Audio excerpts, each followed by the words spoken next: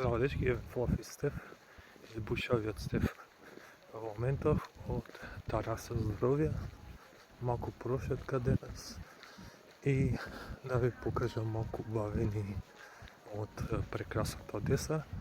Ако не знаете, Одеса е местото къде што нашиот писател Крсте Петре Мисликов има споменик и ќе во наредните денови ќе отидам таму да ви го покажам местото и да ви покажам малку како е убаво тука и многу смирено, иако да, ситуацијата не е баш најдобра и најсејна, но сепак луѓето се живеат и го продолжуваат живот.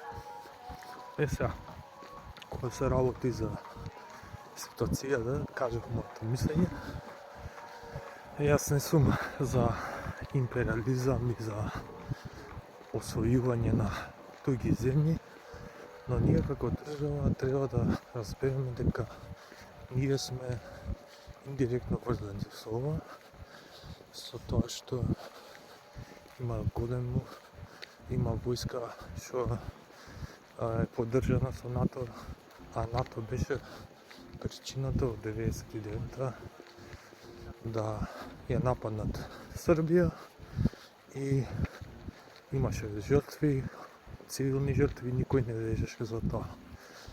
Не велам дека со Крим е можеби е слична ситуацијата, ама сепак велам дека од историска гледна точка сето тоа може да се реши со намирен начин.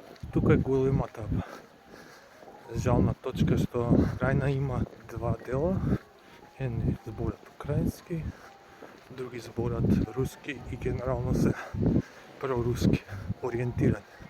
Тука кај што сум ја е проруски, се збори руски и тешко да најдеш некој да ти збори на англиски, но генерално сакам да научам руски и мислам дека рускиот е многу убав јазик и делиме многу слични работи со него, освен граматиката.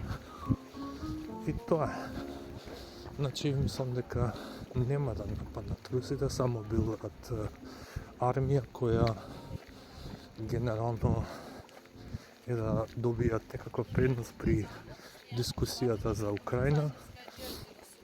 Мислам дека кога веќе делиме правда, треба и НАТО да има некаков начин да и Русија исто така која направила во одредени области неправди кон друго население, да има правда за војни злосторства.